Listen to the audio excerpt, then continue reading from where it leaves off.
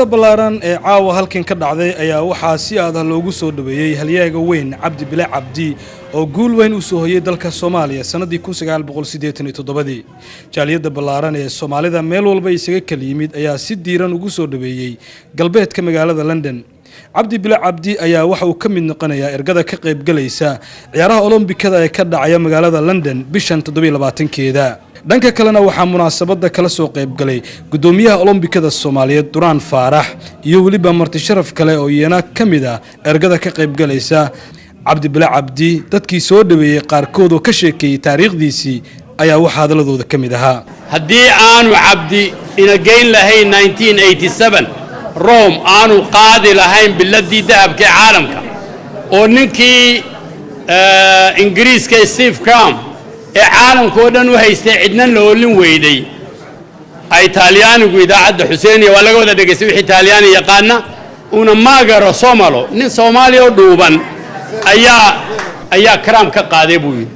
Cabdi taariikhdaas uu Soomaali ku lahaa markasta wuxuu isku dayay guddiga Olombikadu inuusan ka maqnaanin meel kasta oo la isugu imaanay saaxada adduunka. waxa sharaf maxaa la yiraahdaa qiimo darra waa dhibaato kartaa dhulka waa xoogaa waad fadhiyi kartaa laakiin inaad dhimato lagu arkay inaad dhimato laga tilaabsado waa qiimo darro weey. marka waxa diiday guddiga Olombikadu inaysan loo arag Soomaaliya wadan dhintay inay tahay laakiin markasta meesha la isugu yimaado inay ka muuqdaan fagaarahaas. gudoomiyaha Olombika Soomaaliyeed ka soo qaybgalkiisa aad buu maasan yahay dhammaan fanaaniinta aad iyo aad baa idinkaga mahadcelinayaa sida sharafta leh ugu soo gasheen dhammaan qolada warbaahinada telefishinada iyo kuwa idaacadaha iyo kuwa oo wax qora dhammaantiina aad baa u mahadsantiin. waxaan u mahadnaqayaa guddiga Olombikada iyo dhammaan jaaliyada London soo dhaweynta iyo guddiga Olombikada gaar ahaan inay iyagu casuumadan ii fidiyeen annaan ka aqbalay meel ku habboon calankeennii iyo qiimihii uu lahaan jiray iyo balumada Soomaaliyeed mar dambe in la xusuusiyo oo Cabdi iyo calankiisida. ugu dambeynna waxaan la kulmay Cabdi Bile Cabdi oo runtii ah halyeega Soomaaliyeed oo si ballaaran caawa jaaliyada Soomaalida halkan ugu soo dhaweeyeen. Cabdi Bile ku soo dhawow marka hore University TV. baafaadi aad u maasanta adiga iyo Universal ba. calanka Soomaaliya ayaa waxaad ka dhex taagtay amba aad ka dhex luulisay caalamka intiisa kale. ciyaaraha Olombikada halkan lagu qaban doono 2012 kan waxa lagu doortay in calanka Soomaaliya adiga aad u qaado. farxad intee la eg ku gelinaysaa arintaas? aad iyo aad bay sharaf iigu tahay in mar kale aan maaragtay calankii Soomaaliyeed qaado. farxad weyn bay ii tahay ummadda Soomaaliyeedna u tahay. aad iyo aad baan ugu mahadnaqayaa maaragtay guddiga Olombikada iyaga laftoodu arinta maaragtay ii fidiyay.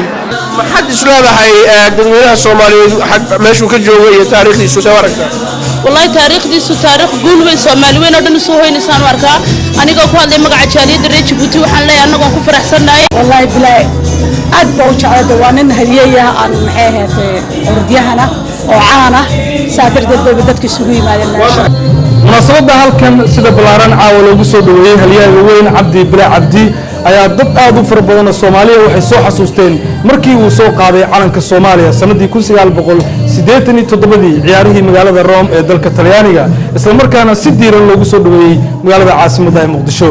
haddaba Cabdi Bile Cabdi ayaa waxa laga sugayaa sanadkan 2012 in calanka hadarkiisaan ee Soomaaliya uu ka dhex muujiyo boqolaalka dal ee ka qayb galaya ciyaaraha Olombikada ka dhici doona magaalada London. dabcan Soomaaliya laba ayaa uga qayb gali doonta wiil iyo gabadh oo ka imaan doona dalka Soomaaliya. si kastaba ahaatee Cabdi Bile Cabdi ayaa caawa dareenkiisa halkan ku muujiyay isla markaana dadka Soomaalida si aad ah u soo dhaweeyeen. Ibrahim Umar Baafe wararka Universal.